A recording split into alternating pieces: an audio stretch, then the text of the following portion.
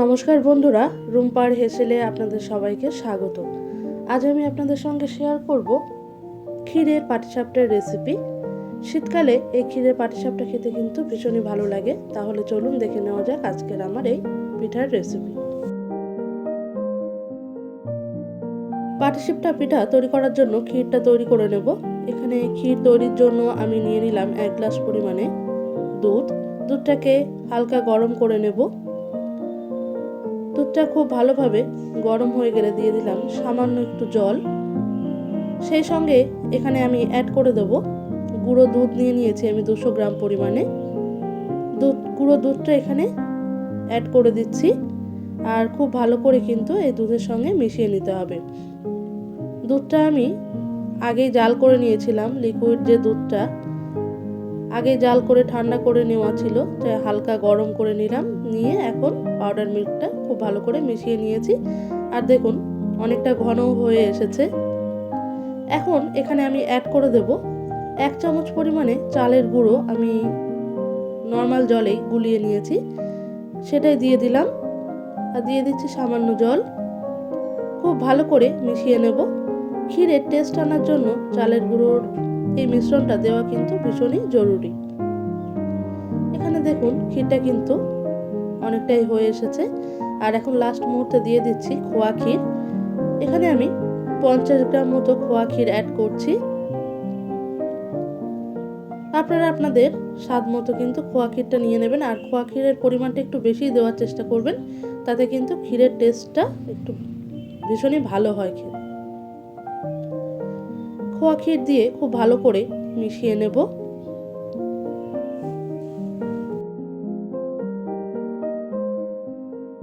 খোয়া ক্ষীরটা অ্যাড করার পরে আমি এখানে মিনিট 2 ক্ষীরটাকে জাল করে নেব। আর ক্ষীরটাকে কিন্তু একটু শুকনো শুকনো মতোই করতে হবে। আপনারা সবসময় চেষ্টা করবেন লিকুইড দুধটাকে অল্প নেওয়ার, তাহলে ক্ষীরটা কিন্তু তাড়াতাড়ি রেডি হয়ে যাবে। আর লিকুইড দুধটা বেশি নিলে কিন্তু ক্ষীরটা তৈরি হতে একটু দেরি লাগবে। আর এখানে অ্যাড করে দিলাম মিষ্টি। 2 চামচ পরিমাণে চিনি অ্যাড করলাম। খুব বেশি মিষ্টি দিচ্ছি না, কারণ গুঁড়ো দুধটার মধ্যে মিষ্টি তো থাকেই। খুব ভালো করে মিষ্টিটাকে মিশিয়ে নেব। আর আমি ক্ষীরটাকে একটু শুকনো শুকনোই করব। আর খুব বেশি শুকনো করতে যাবেন না, তাহলে কিন্তু ঠান্ডা হয়ে গেলে আরো বেশি জমে যাবে। এখানে কিন্তু ক্ষীরটা হয়ে এসেছে, একদম রেডি।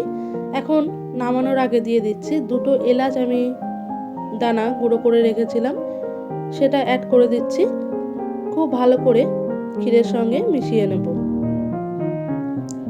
এইভাবে বাড়িতে ক্ষীর তৈরি করে রাখলে কিন্তু আপনি যে কোনো পিঠা তৈরি করতে পারেন।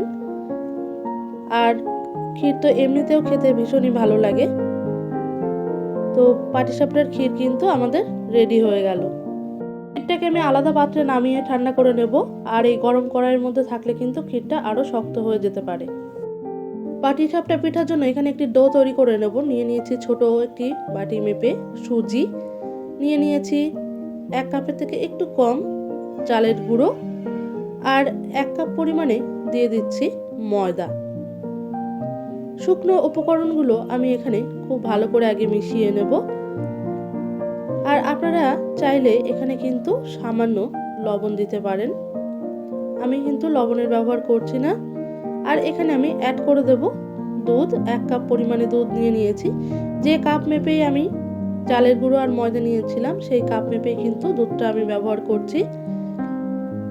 প্রথমে 1 কাপ দুধ দিয়ে খুব ভালো করে আমি মিশিয়ে নেব।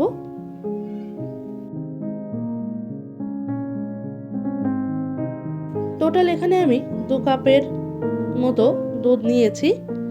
আর 1 কাপ দুধ কিন্তু আমি নিয়ে নিয়েছি। অ্যাড করে দিচ্ছি দুধটা।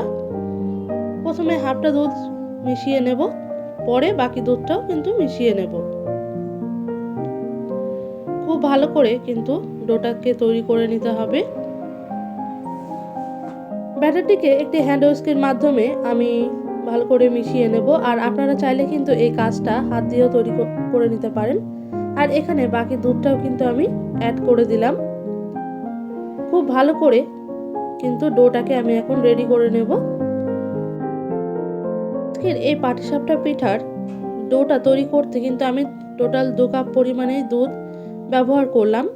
জল দিয়ে কিন্তু আপনারা চাইলে ব্যাটারটা তৈরি করে নিতে পারেন, মানে 1 কাপ জল আর 1 কাপ দুধ দিয়ে আমি পুরোটাই আজ দুধ দিয়েই তৈরি করলাম পাটিসাপটার ব্যাটারটা। ব্যাটারটা এভাবে রেডি করলে কিন্তু ক্ষীর পাটিসাপটার স্বাদ কিন্তু বেশি ভালো হয়। আর আপনারা চেষ্টা করবেন ব্যাটারটিকে দুধ দিয়েই তৈরি করে নেওয়ার। আর এখানে ব্যাটারটা কিন্তু আমার খুব ভালোভাবে তো রেডি করা হয়ে গেছে। আর এখন আমি সামান্য জল কিন্তু এখানে অ্যাড করছি। খুব বেশি জলের কিন্তু ব্যবহার আমি এই ব্যাটারে করব না। সামান্য জল দিয়ে খুব ভালো করে ব্যাটারটাকে আমি মিশিয়ে নিয়েছি। এখন ব্যাটারটিকে আমি রেস্টে রেখে দেব 15 থেকে 20 মিনিটের জন্য।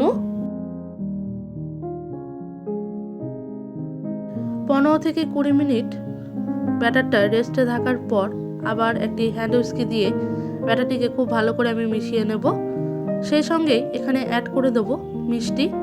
আমি চিনি নিয়েছি, আপনারা চাইলে কিন্তু পাটালি গুঁড়ো ইউজ করতে পারেন। আমি এখানে টোটাল 1.5 বাটি পরিমাণে কিন্তু চিনিটাকে অ্যাড করে দিচ্ছি। খুব ভালো করে চিনিটাকে ব্যাটারের সঙ্গে আমি মিশিয়ে নেব।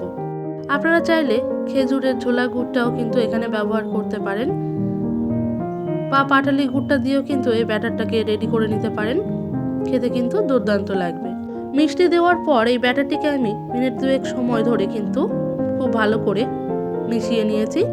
আর এখন আপনাদেরকে দেখিয়ে দেব ঠিক এইভাবে কিন্তু একটু ঘন ব্যাটার আমি তৈরি করে নিয়েছি। একদম বেশি ঘন না, আবার একদম কিন্তু পাতলাও নয়, ঠিক এইভাবে ব্যাটারটিকে রেডি করতে হবে। পাটিসাপটা পিঠাগুলো ভাজার জন্য এখানে আমি তাওয়াতে সাদা তেল দিয়ে খুব ভালো করে ব্রাশ করে নিয়েছি। আর এখন 1 হাতা করে ব্যাটার তাওয়াতে দিয়ে খুব ভালো করে কিন্তু ছড়িয়ে দিচ্ছি। যতটা বড় আপনারা পাটিসাপটাটাকে তৈরি করতে চান ঠিক সেভাবে কিন্তু ব্যাটারটাকে ছড়িয়ে নেবেন। আমি কিন্তু খুব বেশি বড় করলাম না। এখন এখানে আমি দিয়ে দিচ্ছি ক্ষীর। যে ক্ষীরটা আমি রেডি করে রেখেছিলাম সেই ক্ষীরটা একটু বেশি পরিমাণে এখানে দিয়ে দিচ্ছি। ক্ষীরটা দিয়ে খুব ভালো করে কিন্তু ছড়িয়ে দিতে হবে। আর পুরো পিঠাটা কিন্তু আমি লো টু মিডিয়াম ফ্লেমে একদম রেখে করব। প্রথমেই তাওয়াটাকে খুব ভালো করে গরম করে নিয়েছি। পিঠাটাকে লো টু মিডিয়াম ফ্লেমেই তৈরি করছি। ক্ষীরের সঙ্গে খুব ভালোভাবে মুড়ে নিলেই কিন্তু পাটিসাপটা পিঠা রেডি। আর এখানে প্রথম পাটিসাপটা পিঠা কিন্তু আমার একেবারে রেডি হয়ে গেছে। আর এভাবে কিন্তু পাটিসাপটা পিঠাগুলোকে রেডি করে নেব। এই একইভাবে কিন্তু আমি আরেকটা পাটিসাপটা পিঠা আপনাদেরকে ভেজে দেখিয়ে দিচ্ছি। দেখুন ব্যাটারটা দিয়ে খুব সাবধানে কিন্তু ছড়িয়ে দিতে হবে। যতটা বড় আপনারা পিঠাটাকে তৈরি করবেন ঠিক সেভাবে কিন্তু ব্যাটারটাকে দিয়ে খুব ভালো করে ছড়িয়ে নেবেন। কয়েক সেকেন্ড অপেক্ষা করার পরেই উপরের দিকটা কিন্তু শুকিয়ে আসবে। আর এখানে ক্ষীরটা দিয়ে মুড়ে নিলেই কিন্তু পাটিসাপটা পিঠা একদম রেডি।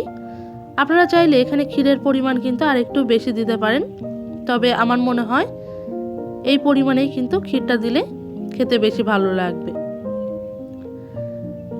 আমি এখানে হাত দিয়ে পিঠাটাকে তৈরি করছি, আমার অভ্যাস আছে। আপনারা কিন্তু হাত দিয়ে করতে যাবেন না, সেক্ষেত্রে গরম লাগতে পারে। তো একটা চামচের সাহায্যে বা হাতা বা স্প্যাচুলার সাহায্যে কিন্তু এটা আপনারা কাজটা করে নেবেন। আর এই একইভাবে কিন্তু আমি বাকি পিঠাগুলোকেও রেডি করে নেব। আর এই পাটিসাপটা পিঠা বানানো কিন্তু এমন কোনো কঠিন কাজ নয়, খুবই সোজা। কয়েকটা উপকরণ দিয়ে কিন্তু তৈরি করে নেওয়া যায়।